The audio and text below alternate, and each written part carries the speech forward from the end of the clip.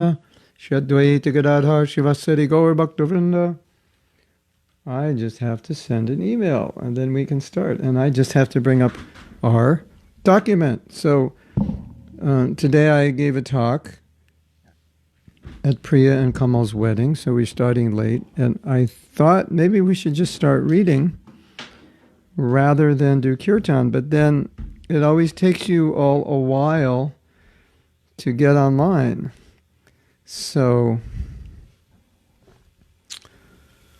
now I'm confused. What should we do? I put my keyboard away, and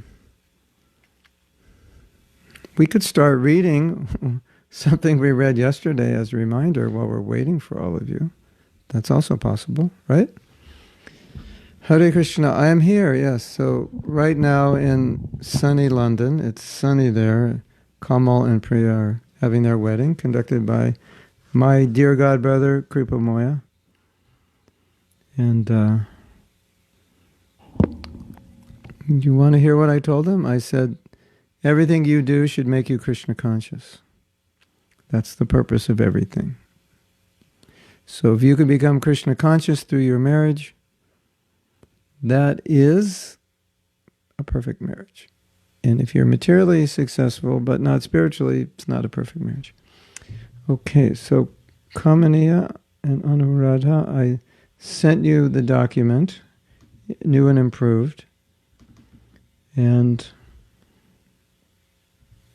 I think we should start reading, because I would still like to stop at 9:30 if possible. That would be good. Now, I have to locate where we left off, because my Adobe Reader, which normally tells me where I left off, has refused to cooperate today. Or maybe Kamaniya can tell me where we left off. Otherwise, if you give me a moment, I can find out. Some very interesting things I've been discovering in my study. And yes, very interesting. They're all here. Well, there's a few interesting things I don't want to put here because I think it would make you more confused. So,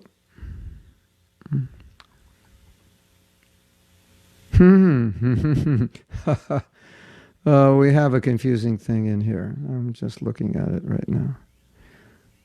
Kamaniya, are you there? I can't remember where we left off. I'm not what life is like in the spiritual world.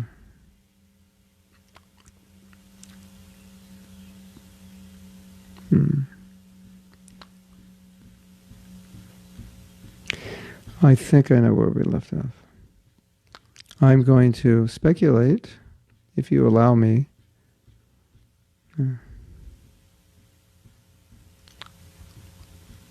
Actually, I don't. I'm going to read what I think we read, but I don't think we read all of it. And this is, Kamaniya, do you know where we left off? Of course, Kamaniya and I always have little arguments about where we left off. She says, you left off here, and I say, I don't think so. And then we go back and forth, and either I admit I was wrong or she admits she was wrong. Okay. Kamaniya, I'm going to start with what life is like in the spiritual world. And for me, the best, I think we've read this, but the best way to know if we've read it is to read it again. All right. Oh, yeah. So now, yeah, okay. So this takes place in Los Angeles, 1973. It's a morning walk. Srila Prabhupada, the material world is a reflection of the spiritual world.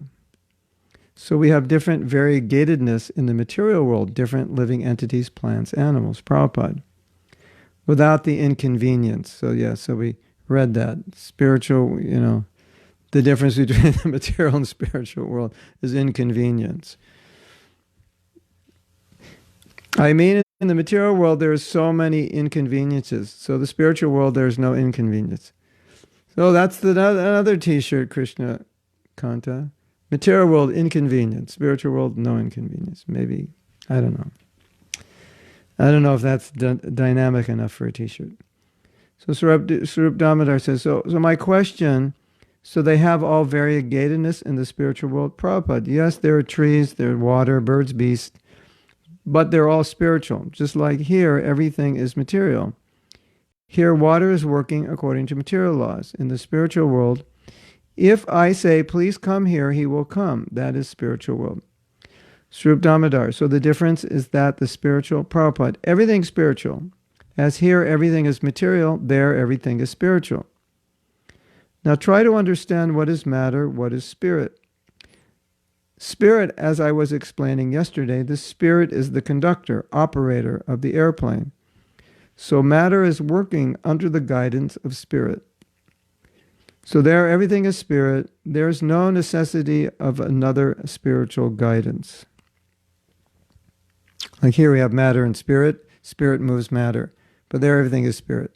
So, no, that was a joke coming in. I couldn't think of another word, disagree, or I couldn't think of the right word. We weren't arguing. We would always say, you would say, you left off here, and I'd say, no, I left off there. And then we would go back and forth. We wouldn't argue, yeah. We were going back and forth to figure out where we left off. That's the proper word. Okay. So Prabhupada is saying, here you have matter,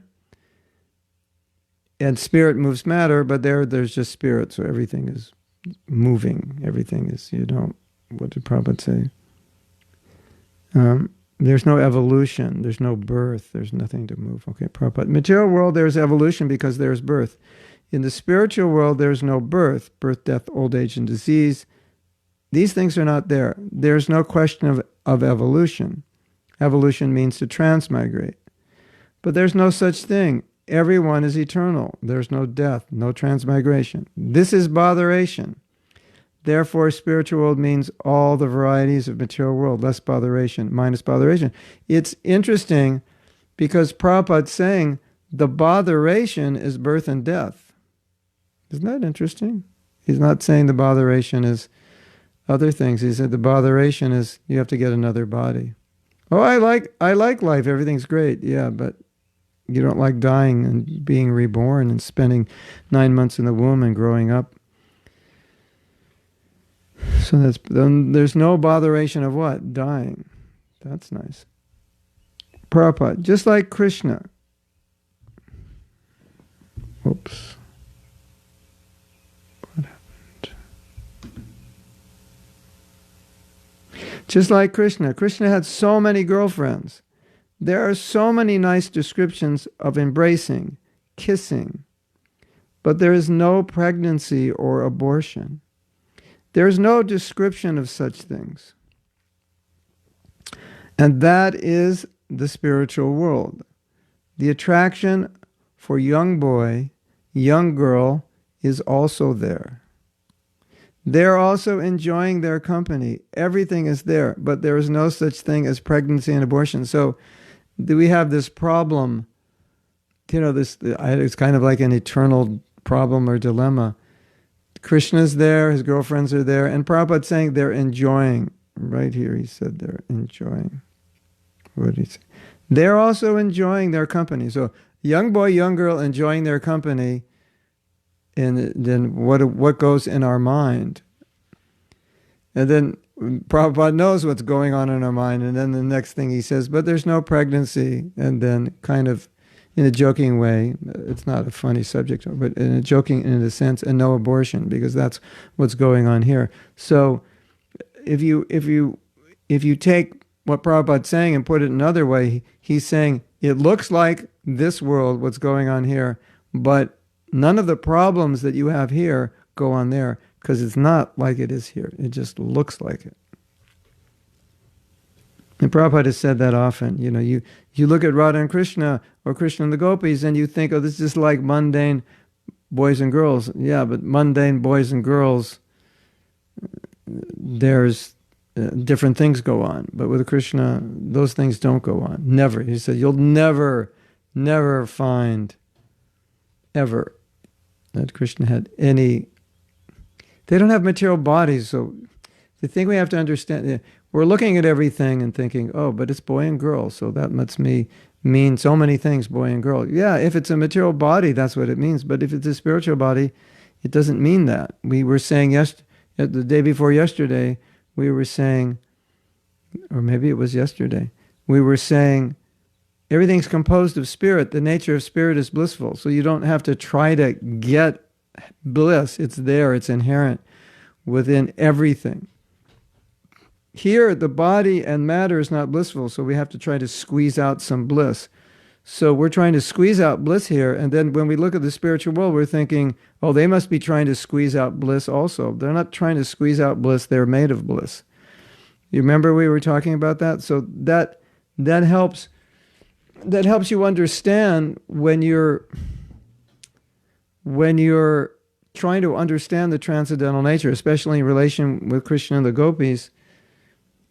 We understand from the material point of view, you bring two people together and that combination, we engage with the opposite sex in the hope of increasing our pleasure or bringing out pleasure from that relationship, bringing out pleasure from matter. But in the spiritual world, you don't have to bring pleasure out of matter. There's no matter. Your very existence is pleasure, and all you're doing is increasing the already existing pleasure. Which is not, and because you don't have a material body, there's no question of sense gratification. And because we have material bodies, we always think in terms of sense gratification. So when we look at boy and girl, what's the first thought? Sense gratification. Sex. That's the mundane way of thinking. But when you think of Radha and Krishna and spiritual form, that makes no sense. The sexual thing exists in the material body, not in the spiritual body. The material is the perverted reflection. So at least look at things in that context. It'll help you. These are spiritual forms. So when we read that they're hugging and kissing and embracing, then we look at that and think, well, I thought it was spiritual. Why are they doing that? And we get confused. But they're doing that for a different reason than we would do it. Because there's no material body and therefore there's no material senses to gratify. You know, when you read about the gopis kissing Krishna, you know why they kiss him?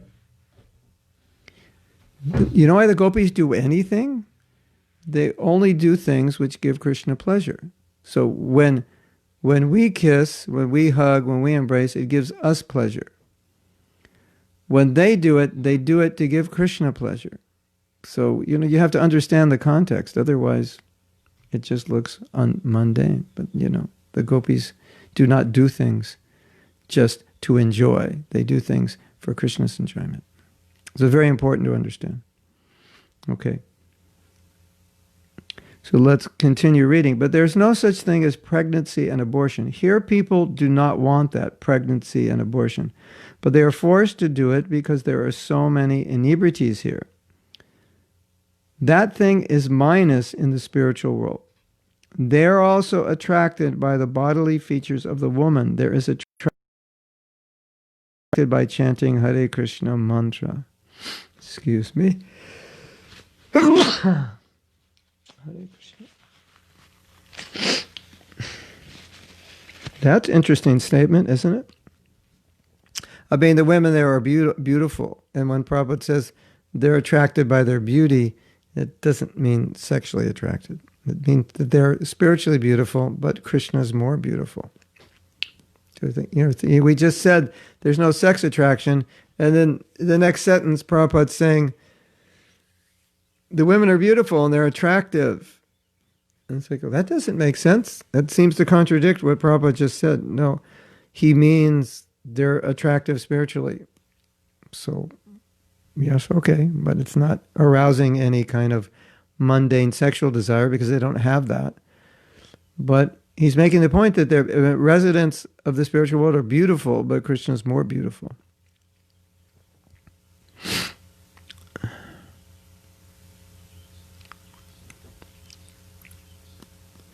Therefore, this bodily attraction of woman does not affect them. Just like if you have got better attraction, you don't care for the lower attraction. The attractions are there. The body of the woman is very beautiful, but men are not so much attracted with the body of the woman. They are more attracted to the Hare Krishna mantra.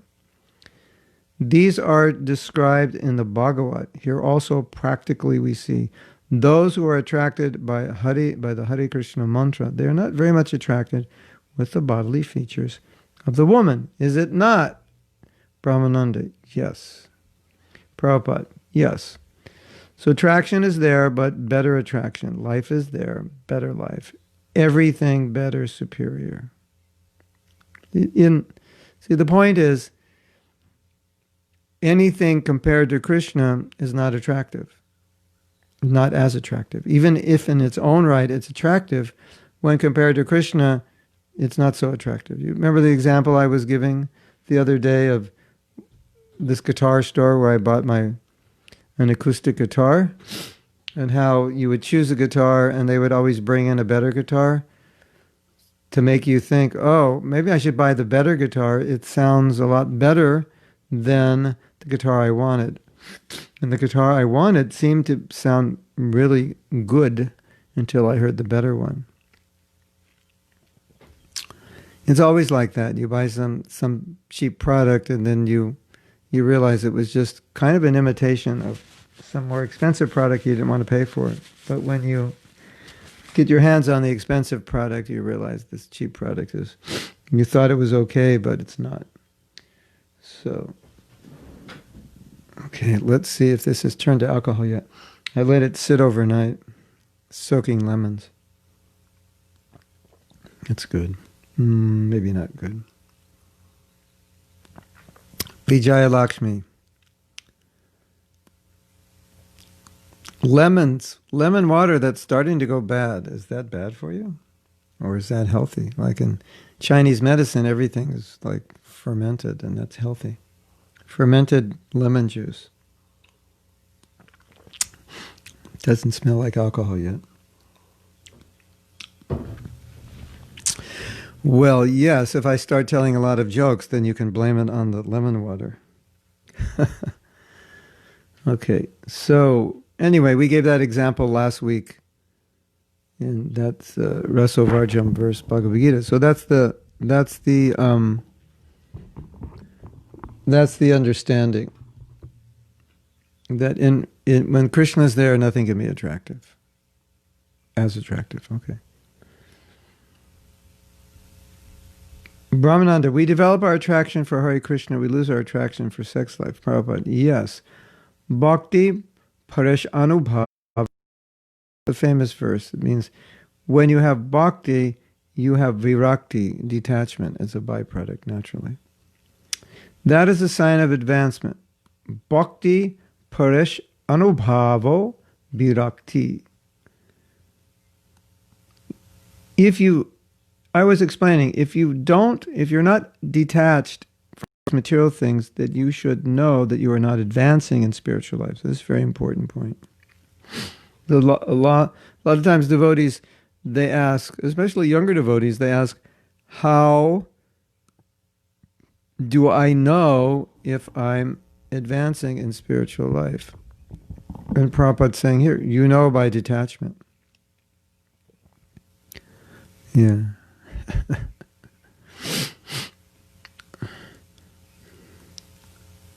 Yes, you have a nice car, and then you get in a nicer car, and you realize your car is not so nice.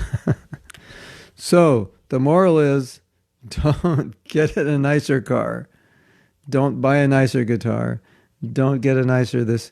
Don't allow yourself to have a nicer anything, because then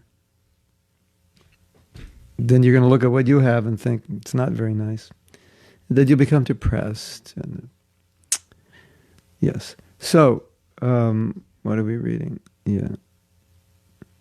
So this verse is saying, when you become Krishna conscious, you become detached, and you become energized.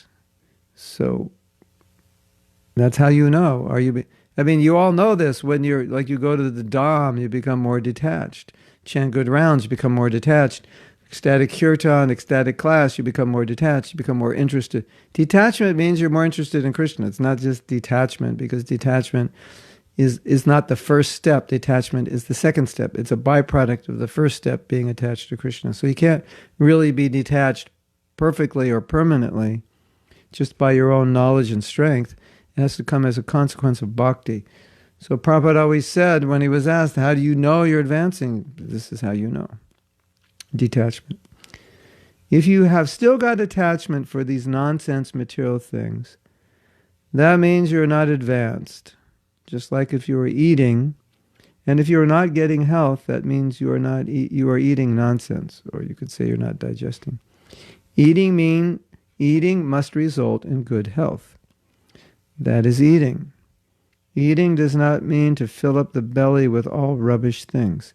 Eating means that you become healthy. Nice eating. How do I know I'm eating healthy? You become healthy. How do I know I'm making spiritual advancement? You become detached. You become healthy spiritually. Srila Damodar says, understanding that in the spiritual world, in the Vaikuntha planets, we get that all the inhabitants are four-handed forms of Narayan. He's asking a question. Is it that I have to plug in a cable, which is hiding somewhere in my cable pile? So give me a minute.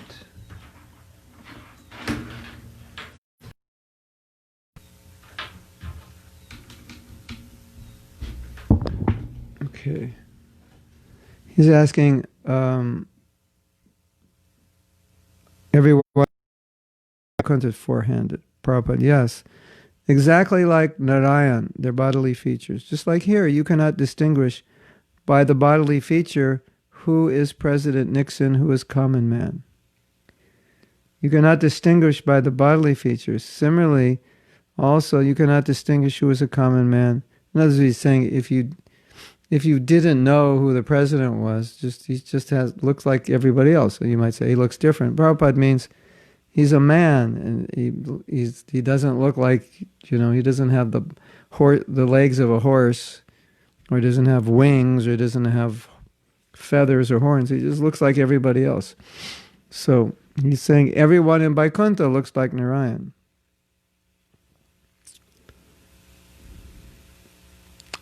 Srila Damodar, but still there are plants and all living entities in Vaikuntha. Prabhupada,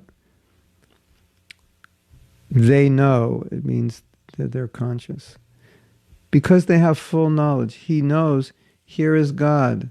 Although he is four-handed, I am four-handed, but here is God, because there is full knowledge. That is the difference. In other words, he's asking, well, how do you know if everyone looks the same? How do you know who is God? And he said, because you have full knowledge. You know everything, so you know. There are distinguishing factors, a few, and by that they know. Here we are selecting some rascal as God because we have no full knowledge. There in the Vaikuntha planets, although the common citizens and God are of the same feature of the body, but they know, here is God, the Supreme. He has got special signs. Just like the king or the president, we may make mistake. We may accept somebody, here is the president. No. But the associates of the president, they know. They know that here is the president. Similarly, there's no question of mistake there. The four kinds of defects of material life, to commit mistakes, to become illusion, to cheat, and imperfection of the senses, these things are not there. Everyone's senses are perfect. When he sees God, he sees perfectly. He does not mistake. He is not illusioned. And there is no cheating, and there is no imperfection of the senses. There is no mistake. These are spiritual life. Srila Damodar, so all living entities are completely satisfied? Prabhupada, certainly, because they are in spiritual life. That is real life. Here it is covered. There's no such season as winter, or summer, always spring. Anandamaya Vyasat, Vedanta Sutra 1112. Simply Ananda, blissful life of knowledge. What do they know, the scientists, about spiritual life? So I heard a story, it's a very interesting story about, to help us understand a little more about Prabhupada. Here he's talking with Swarup Damodar, and Swarup Damodar is a scientist, and so the context of the conversations always evolve around science. Even now they're talking about the spiritual world, but that's always this undertone of science. So Prabhupada brings it up. They're talking about the spiritual world, and he says, what do these scientists know? And sometimes Prabhupada calls them rascal scientists. And as far as we have been told, in India, using the word rascal, at least during the time of Prabhupada, was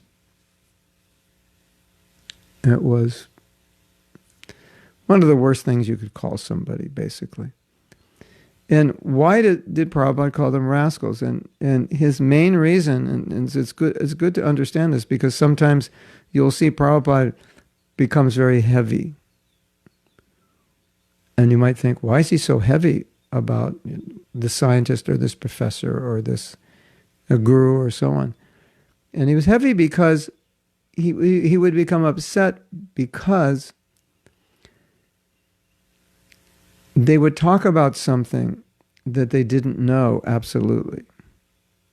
And so Prabhupada felt that is you could say one of the ultimate forms of cheating, because you could help people get to the goal, which is Krishna, but instead, in the name of knowledge, you send them in the opposite direction.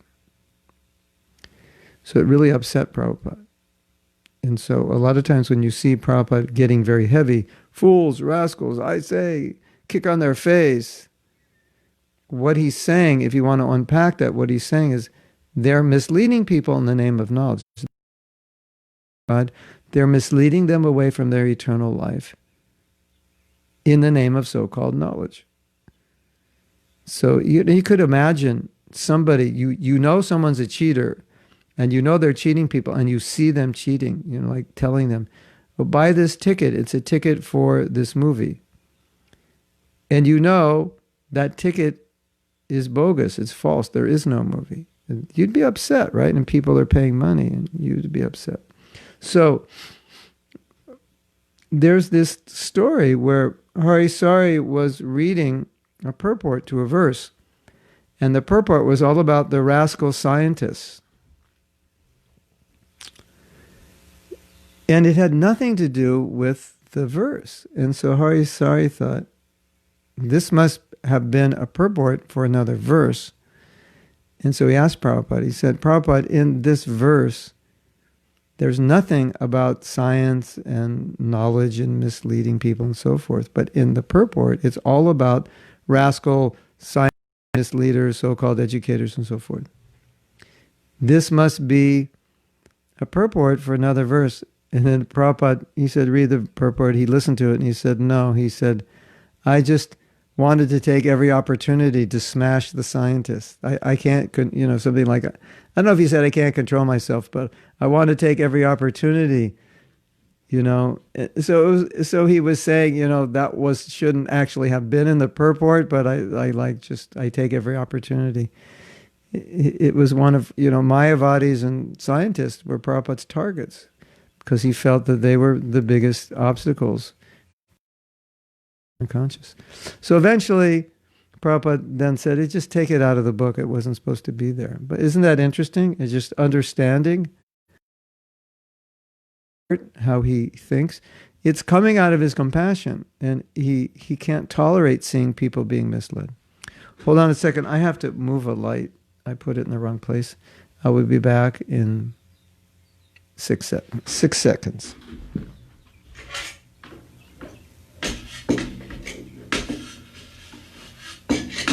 Well, that might be more than 6 seconds. Okay. Maybe that was 7 seconds. Okay, that's better, right? So we want to understand Prabhupada's heart. in order to better serve him. But it's also necessary to understand his heart, so when he says things, you understand where it's coming from and what he means. So I really like that story. Okay.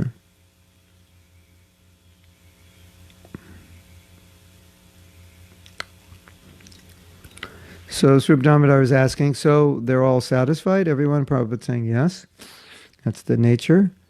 And Sri Damodar is about to say, there's no information about this in the spiritual world. I mean, in this world. And Prabhupada saying, no information, no research. That Kupa Manduka, this frog in the well, that's all. They have no information of the Pacific Ocean. They are researching within the well, that's all. They have no information even of this material world. What do they know about the so many planets, so many huge outer space? What do they know? Sri Damodar, almost nothing. Okay, that ends that conversation. So now I will go back and see what you said. Did I have this in right where I would do that? Let's see if I can do it this way. This is my setup so that I can run air conditioning without you having to hear it, because the other microphone, you would hear it very loudly. And I don't have the air conditioning on now, so it's just in case we need it. Okay, I'm going to use, excuse me, I'm using my left hand, which is not really auspicious. But to you, it looks like my right hand. So, right? Okay.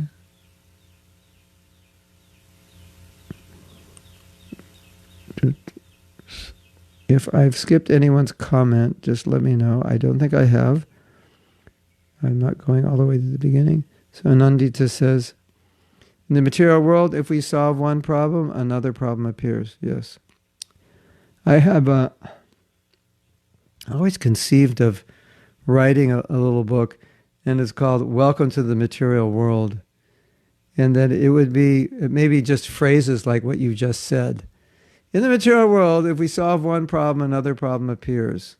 And then at the end of each phrase, it would say, welcome to the material world.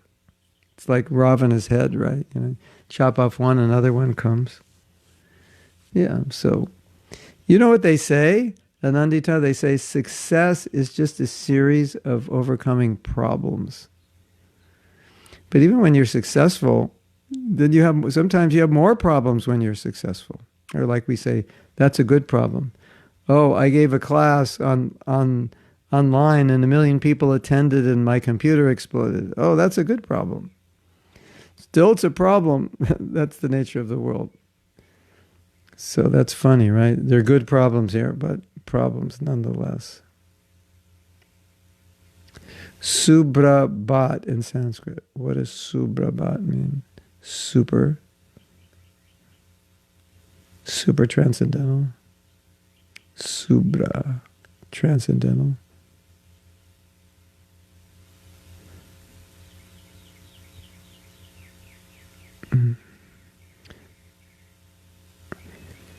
Sadhyarupa is asking, how do we understand spiritual senses and spiritual sense gratification?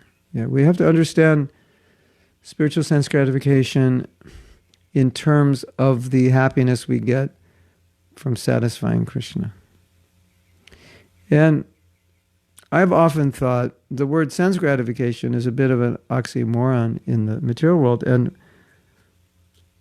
what it really means is sense gratification, materially speaking, means you have an itch and you scratch it, but it will itch later. So it means spiritual sense gratification means a temporary relief of an itch. That's material sense gratification. And consequently, there is no ultimate sense gratification because until you become Krishna conscious, there's always something, there's some hole in your heart or something you think you need to make you happy. If you study the nature of the spiritual world and you study the nature of the pure devotee, then you understand love. That's the only way you'll ever understand what love is. You're not going to understand love by reading a fiction novel or or going to see the Titanic movie or something. Even if you give your life, for another person, but Yashoda, she'd give her life 1,000,000 times over to give Krishna 1 ounce of pleasure. That's love. So you study the Bhagavatam, then you see what love is. And then by studying it, you understand that for the pure devotee, the only thing in their heart and mind is Krishna's pleasure. That's all that exists. And whatever pleasure they get is a consequence of the pleasure they're giving Krishna. And so whatever sense gratification they're getting, it is, number one, transcendental. Number two, it's not selfish. And it's a reciprocation of their desire to please Krishna. So it comes as a byproduct of their service, but it's not motivating their service. They're not serving Krishna to become happy. You know, that's one of the beautiful things about being in the spiritual world. You're never motivated to become happy because happiness is your nature. Here we're motivated to do something. We may be motivated to do something for Krishna that would make us happy because we're not transcendentally situated. But when you're transcendentally situated, you would never serve Krishna to make yourself happy, because why do you need to make, it's like you're not thirsty, why drink? You're not going to drink until you're thirsty, but there's no material thirst there. So there's no motive to do something to make them happy. So there's no motive for sense gratification. And even if you wanted, for the sake of argument, to say that sense gratification existed there, nobody would want it.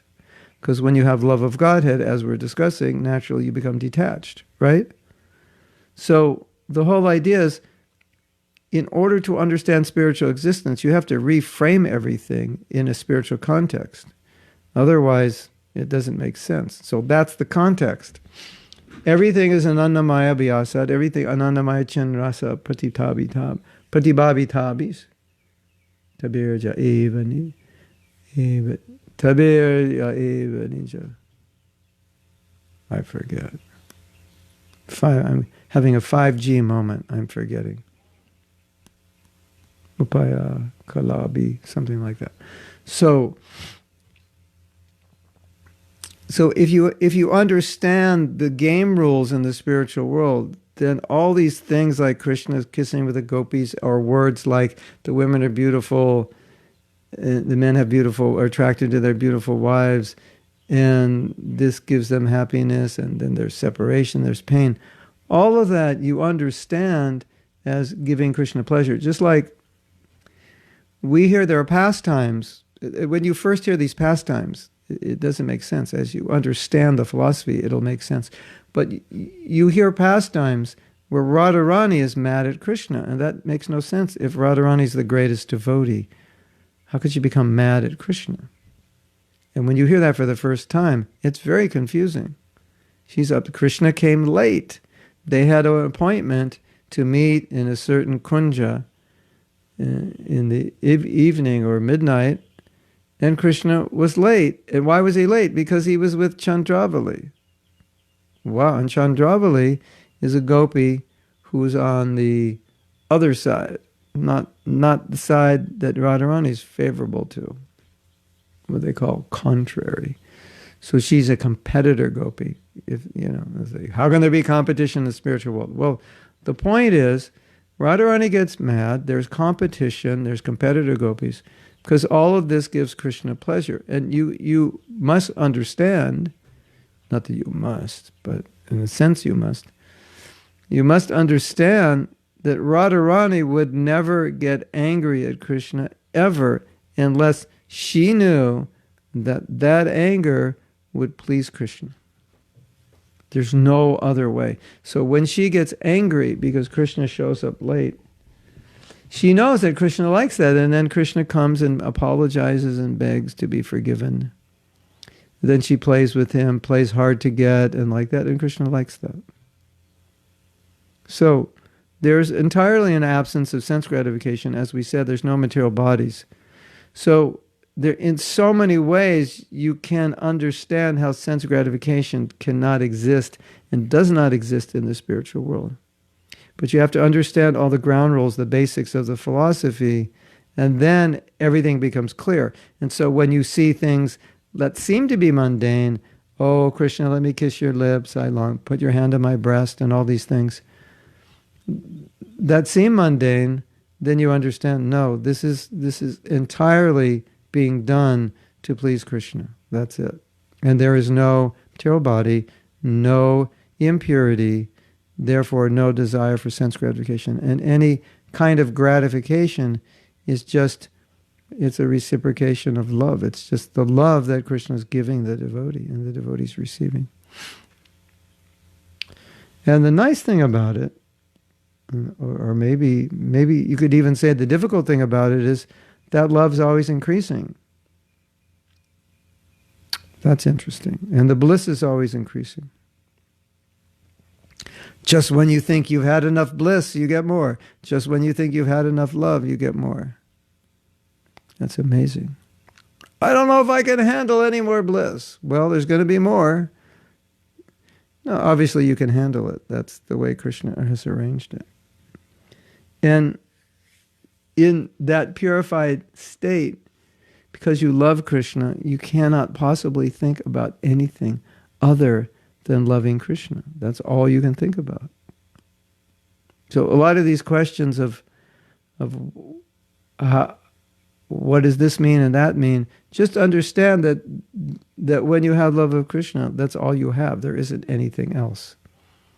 But what about this? Don't they feel this way or that way, or isn't it like this or that? No, because they have love of Krishna. Those who have pure love of Krishna wouldn't think like that. So that also makes it simple to understand the nature of the spiritual world. I mean, imagine 100,000 people in an auditorium and they're all pure devotees. Yeah, what would they do? What would they think? How would they act? And because you know they're all pure devotees, whatever they're doing, you would understand they're only doing this out of love for Krishna. Does that make sense? I think it should make sense.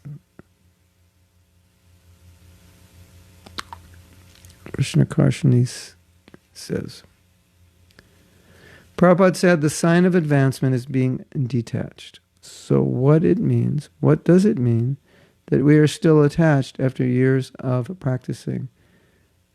That we made no such advancement or became aware of our attachments, or, it probably means both. Yeah, it means both. But what I think it's nice for us, especially the older devotees, to look at our attachments and just question that and say, after so many years, I'm still attached to A, B, and C. When am I going to give it up?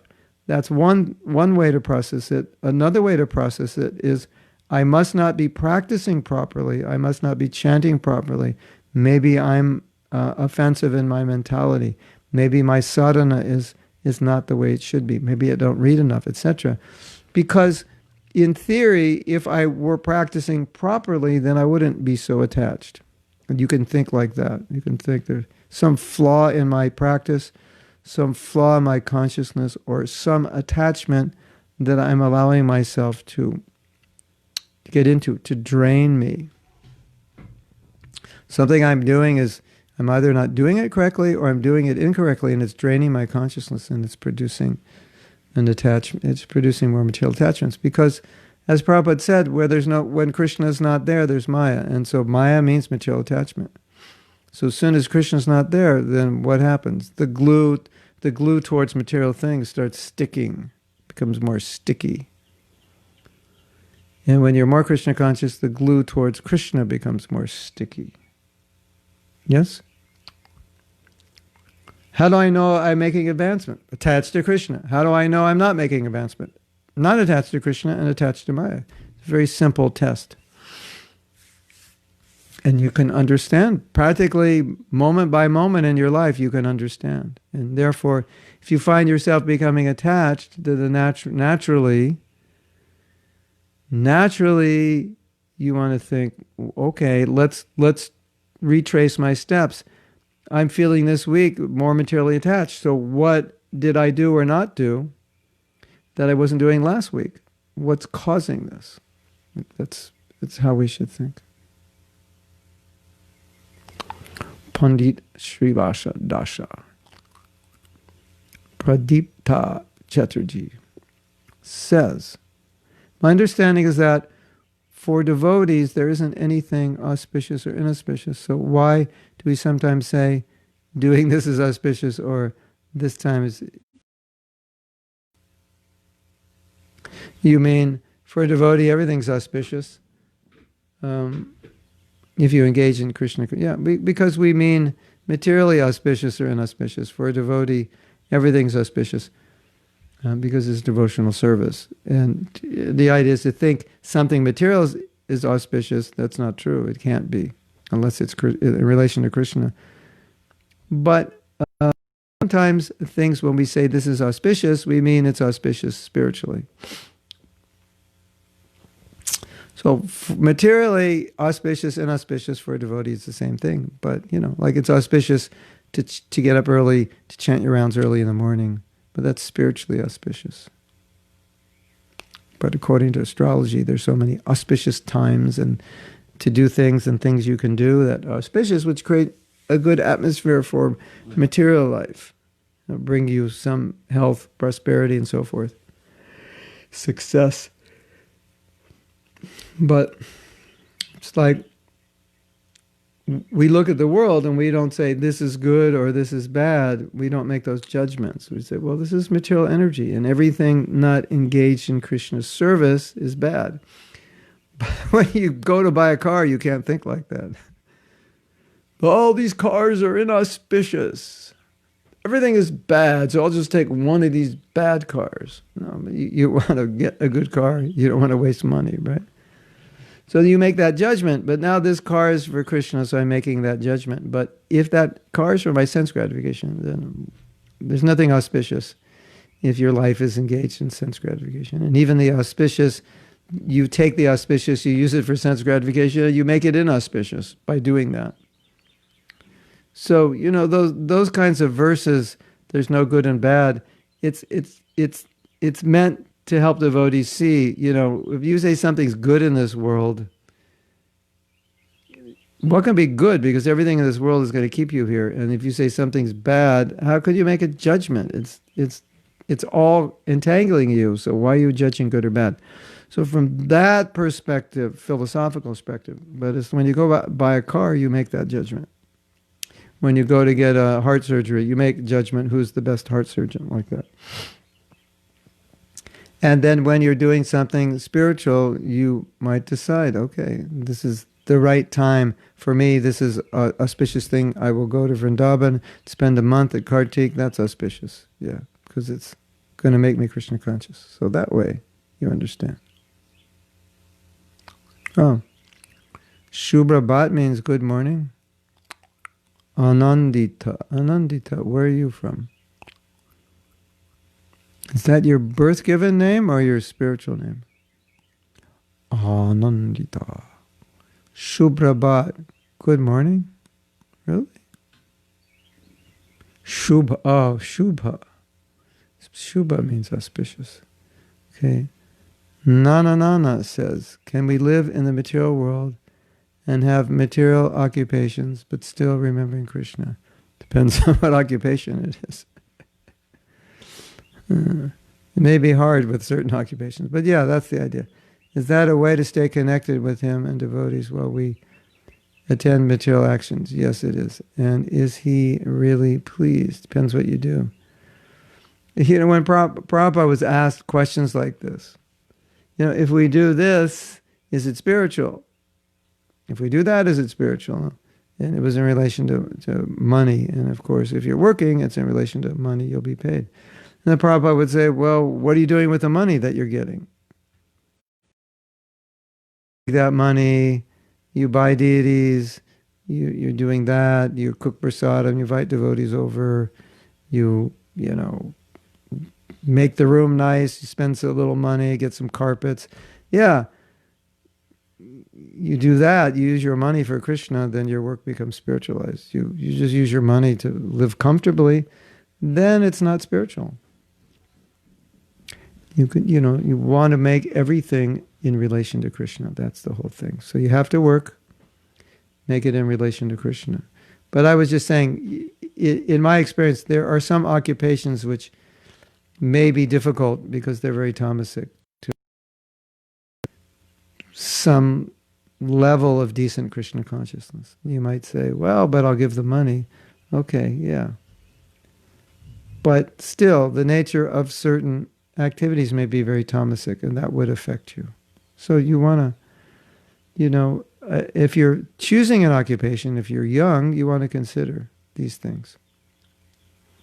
And if you've chosen an occupation and it's really detrimental to your spiritual life, you may want to consider getting another job or going into a different field, studying for something else, or getting upgraded in some way. Psychologists, Krishna Karshani says, psychologists say that success is more stressful than failure. Interesting. Sometimes wealthy people are more stressed also. And Krishna Karshani is saying, I'll take the stress of a wealthy person over the stress of a poor person. Right? I think one aspect, one problem in being materially successful,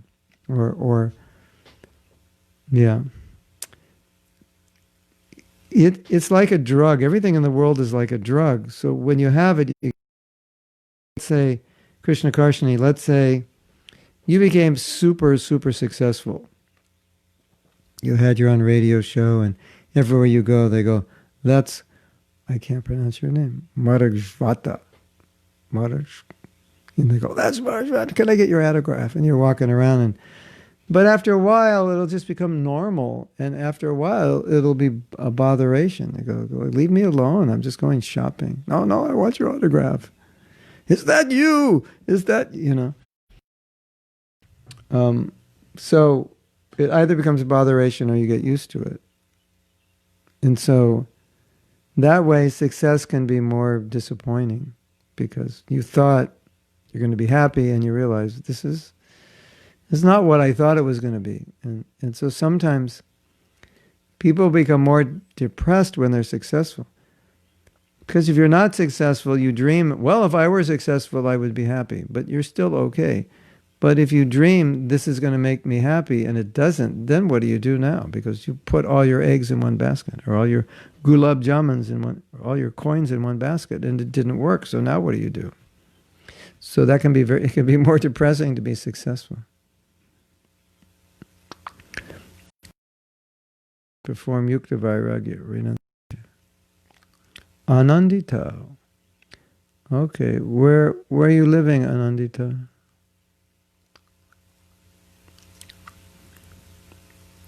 You sound like you're living in the West. That's my first guess. You're in the West.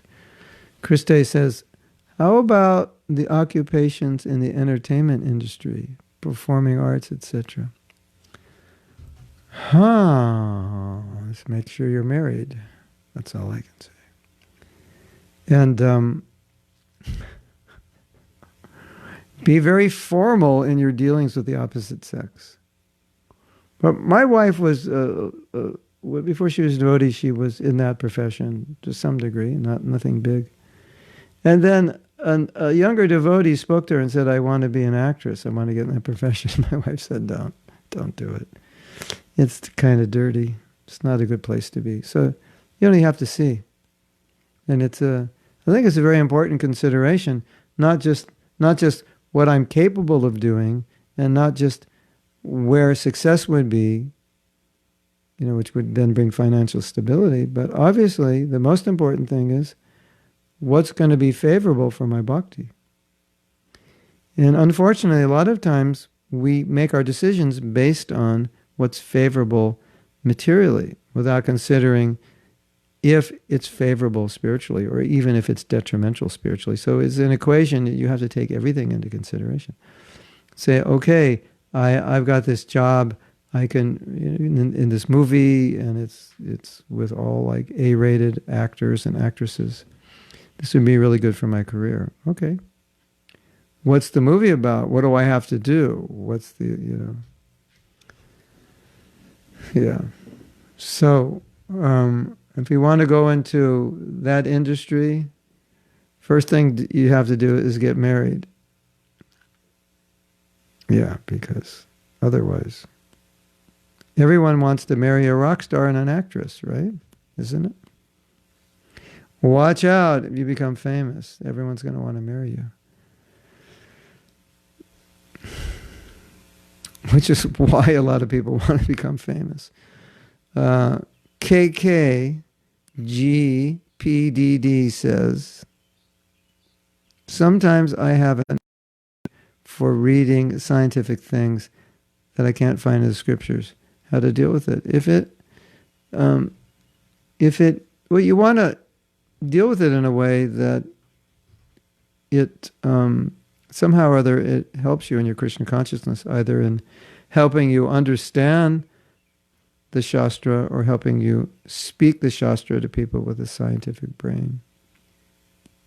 Somehow or other relate it to Krishna. Or I guess if you really have this need and you somehow or other, if you just do it and read it, then you're satisfied for the week, then just see Krishna and all the amazing physical laws that you're reading about. So that Krishna is amazing. Like I was saying, remember I was saying, I was telling a story about a boxing match.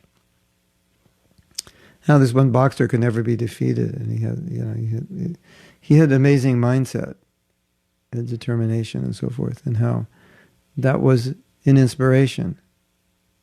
Well, I was telling a story about, I don't know, I forget what I was saying, but it's and Tamal Krishna Maharaj was inspired by Michael Jordan. You think, why not Bhishma Dev? Why Michael Jordan? Whatever, sometimes, like, why not Fifth Canto Bhagavatam? Why Scientific Journal? Well, we are who we are. But if you can use it in some way to inspire you in Krishna consciousness, then yes. But if you can't and you're overly attracted, I would just be very careful, because it could become an addiction.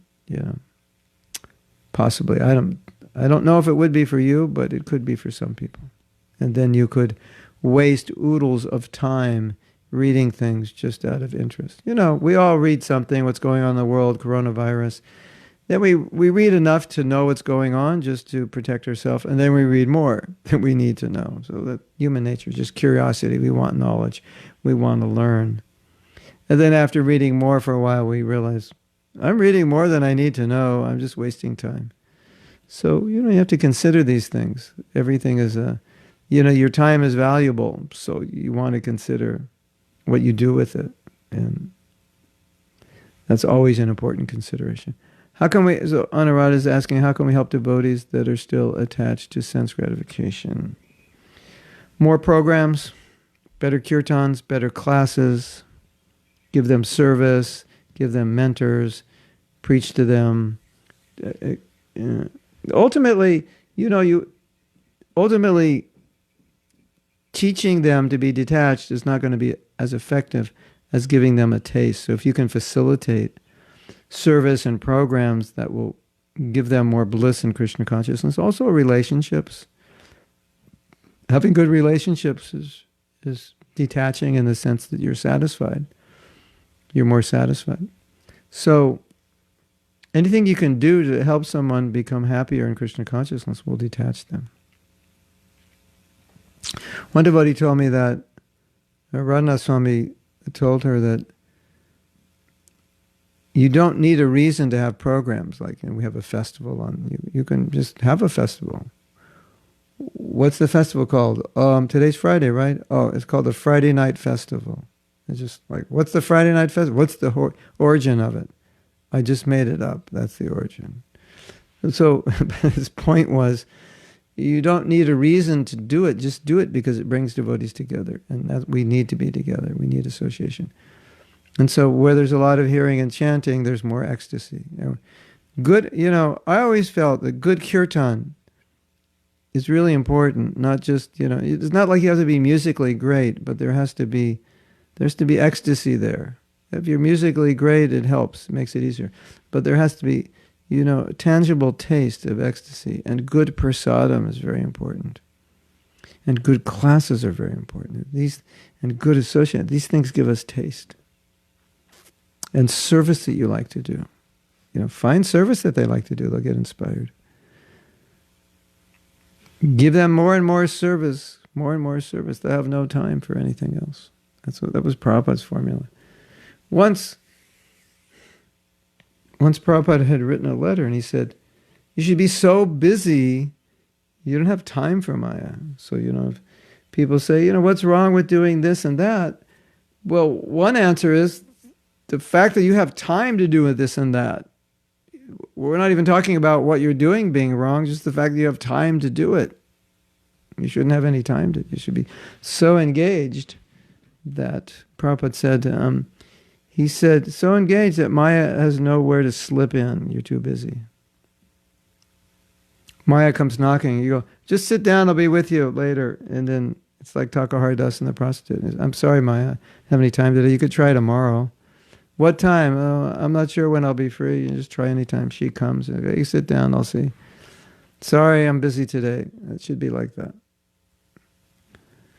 Being famous is annoying. When I am at the festival, people constantly want to have a photo with me, and I'm sick of it. Yeah, good.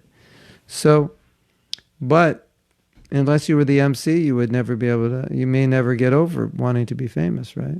Now Krishna arranged for you to taste fame. Sample of sattvic profession: teaching, counseling, therapy, growing. I would say, think of occupations that, the main thing is occupations which are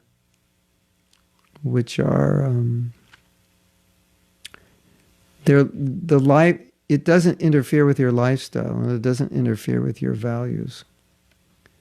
So you may have a simple occupation, you may just be like helping someone grow flowers or working for a company that produces health products and they're all vegetarian, it's a nice environment. But if you are choosing your occupation, you have to think of your nature, but you also have to think of practically what that's going to mean. Like my daughter, I'm trying to help her think of occupations, and we know her nature, but when we say, you could do this, she'd say, yeah, but I don't want to be in that environment. So that's a good, it's a good thought. I know I could do this, or I know I like to do this, or I know I would be good at this, but in that profession, it means this.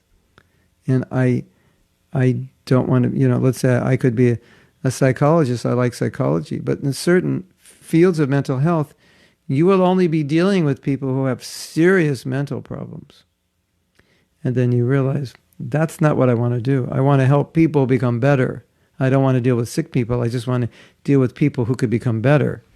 So that's, I want to be in like the coaching, I want to help successful people be more successful, or average people be successful. So you have to think, well, how do you want to do that? Well, you want to do it on your own. You want to do it with other people in a company and like that. For devotees, if you're inclined to teaching, any of the occupations that involve teaching, counseling, guidance, study, research, that would be very sattvic. And I don't know your nature, so if you tell me more about your nature, I could help you, or you can just write me, and then we could brainstorm. Krishna says, I understand, that's why I'm confused lately with my occupation. That is, it is one of the major confusions. But we have a workshop on that, Finding Your Dharma. It's called something like Finding Your Dharma in Prabhupada's Mission. And we have some worksheets online that help you. And you need to think about it, you need to discuss it. The problem is, unless we have companies which are entirely devotees, then, you're going to have to work with non-devotees. And then Krishna Karshana is going to say, sometimes working with non-devotees is better than working with devotees. I know how she thinks. So, see, I know what she's going to say.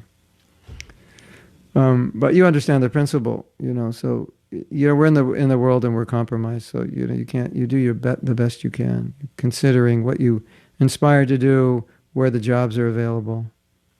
You might like to help people, and you think, well, if I'm a nurse, I have to work like 12-hour shifts or 15-hour shifts, and that would throw off my sadhana. I don't want to do that. So these considerations. I always think farming is very sattvic. Growing your own food, growing herbs. Maybe the Hare Krishna movement needs a herb company, or you can just create mantra water. Create your mantra water, chant your rounds into a big 100 gallons of water and bottle it up every day and sell it, mantra water.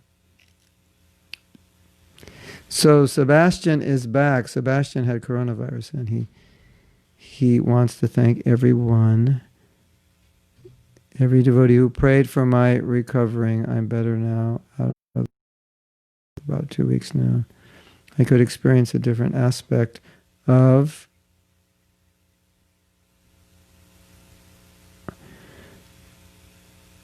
Krishna's mercy and how he is empowering you to do things that are far beyond your own capacity. So thankful to you and to stay here and keep serving and learning everything to be able to go back to Godhead. So Sebastian had a pretty serious case of coronavirus, and at one point I wasn't really sure how it was going to turn out. And I think we can conclude that Krishna has kept you here because he has big things for you to do, big service for you. So that's my conclusion. And I'm very happy to see you back. I was a bit worried. Because, when someone has coronavirus seriously, you don't know what's going to happen. It can turn bad very quickly. And he was pretty sick.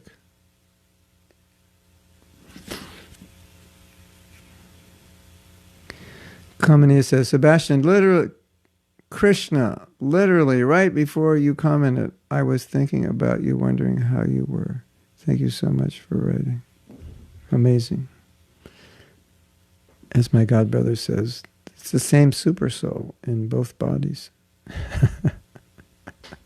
You ever see that? Like, you're thinking something, someone else is thinking the same thing? My godbrother he wrote me an email. And seriously, probably 10 minutes before the email, I was thinking exactly what he was thinking. And then I told him that, and he said, yeah, it's the same super soul. That was both true and funny. Sebastian, thank you for sharing your realizations. You can share more realizations if you like. He was in the hospital a couple of weeks, I think, yeah. Right? At least 2. Well, the respirator for 2, right? Yes, I know how Krishna Karshani thinks. I even know how you think before you're going to think. All right. So, we got to read a bit, and we have to cut this short because we started late. I have many things that I need to do every day. So, if you allow me, I know you're all crying now. Of course, you know how to get me to stay longer. You just ask another question. And then I go, okay, I'll answer your question. That's my weak point. I answer everyone's questions before I go. So if there's no other questions, then I think I'm going to say goodbye. See you. So what's going on? Yeah. So tomorrow we have 2 classes. One at 2 o'clock on forgiveness. It's kind of more of in a workshop mood. And then we have, is it Saturday? Yes, Saturday night we have a class on the success principles of the Gita, and translated into Chinese. And We just confirmed on Sunday at 2, we're going to do a japa class for children, kids like 14 and under, like 7 to 14. And that ad hopefully will come out today, so you can share that. And then, what else are we doing? I think we're definitely doing something else on Sunday. Hold on. I should prepare myself better. Hold on. I'll put you on pause. We have something in Chile on Sunday, but I think it's just for the managers, just the leaders.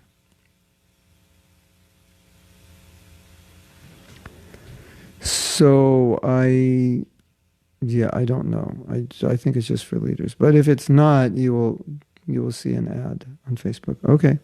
So, oh yes, today in 2 hours and 17 minutes, we're going to chant japa for an hour, and we'll lead you in a little meditation, and then we'll chant japa. So you're all welcome to attend. And the address for that, Anuradha can put here. I don't know if you can access it from here so well, or copy it from here. But it's also on my Facebook page, and it should be on my website. And it's something we do every Friday, so there should be some permanent link. Okay. So that's what's in store for all of you. And musically, we're moving forward. Things will be released. We released one meditation. It's called Crying Like a Child. We released one japa meditation. I think it is also on SoundCloud. You can find it on SoundCloud as well as it was put on Facebook. And then you remember long, long ago, I spontaneously read a little something about Rasa Leela with background music. Well, I finally recorded it and mixed it and finished it a week or two ago. And that was also, we were just the technical thing of how to put it up in a way that Facebook doesn't take audio, it takes video. So we're just figuring how to do that. So I don't know if you've seen it, but it's the chapter on Rasa Leela, a bit paraphrased by myself, read with some dramatic as I could do it, and with beautiful background music to enhance the mood. So that's out there. I don't know if you've seen it, but that was supposedly put on Facebook and also in my YouTube channel and SoundCloud. But where, that's another question. Oh yeah. So you can join the WhatsApp group. And to join the WhatsApp group, if you just look at my daily videos, the phone number's on there. And then you can get... Oh, it's on the homepage. You scroll down, you can get there, yeah. Okay, that's a good idea, yeah. If you can all join the WhatsApp group, that's good. That's a good way to learn, because you'll get the message. And if there's any other messages, you'll get other messages and anything that I think is important. And then we can send out, I don't know if we sent out those things on WhatsApp. We should send them out. I should make a note. That was an oversight. I can send lots of things out on that WhatsApp group. We have a new music video.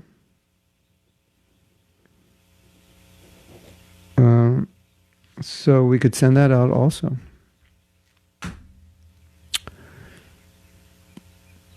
We get a wonderful daily quote. Yeah, you're all set. Join the WhatsApp group. You're on your way back to Godhead. Non-stop flight. Okay. Maybe we should have a WhatsApp group for Prabhupada quotes, no? Maybe we should have 2 groups. Well, we get those. Yeah, actually, devotees do that. They send out. If you're not on that, what is that called? There's a...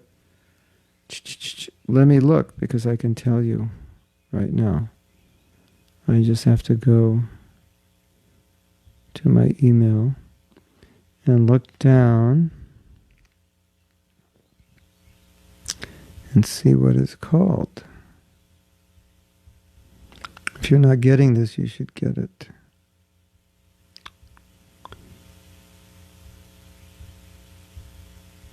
It's called Newsletter at Srila Prabhupada. I'm going to open it up and see if there's a link here. You should all get this newsletter, and every day you will hear something that Prabhupada said on that day, or some story or something that Prabhupada said. So here it's July 15th, and it's Prabhupada flying from Philadelphia to San Francisco, and it describes the conversation they had. And let's see what it says on the bottom.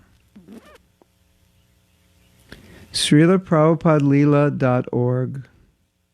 Install our app, Srila Prabhupada Leela. Visit our website, SrilaPrabhupadaLeela.org. So, yeah, I definitely recommend this. And they're on Instagram, Twitter, YouTube, and Facebook. They're quite together. And you can get the app if you want. I would recommend this. You get something every day from Prabhupada. Okay. We have a WhatsApp group of devotees in Spain, and they send out pictures of the deities and Prabhupada's quotes every day. Nice. Maybe Jenny could send up... yeah, okay. Jenny could send that information. For... what did I say it was? Prabhupada Leela.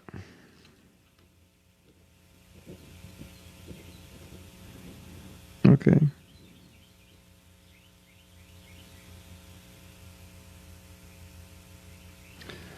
That's a really nice service they're doing. Okay, and you have the invitation now to the japa class. A little over 2 hours. I have to go and break my ekadasi. I haven't eaten yet today.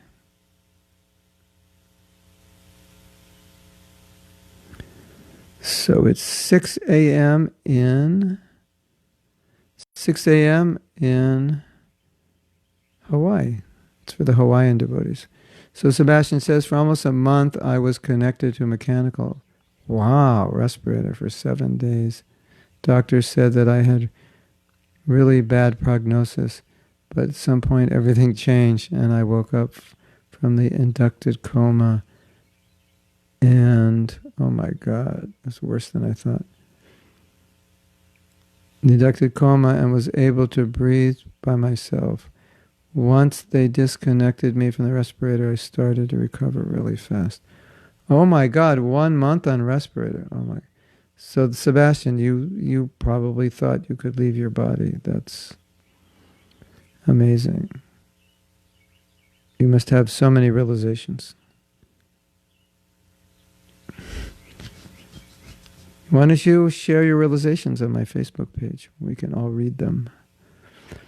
Okay, I'm going to end here. Break my fast. And we will see some of you later and some of you tomorrow. And Hare Krishna. Srila Prabhupada Ki Jai. Gaur Premanandi Hari Hari Bol.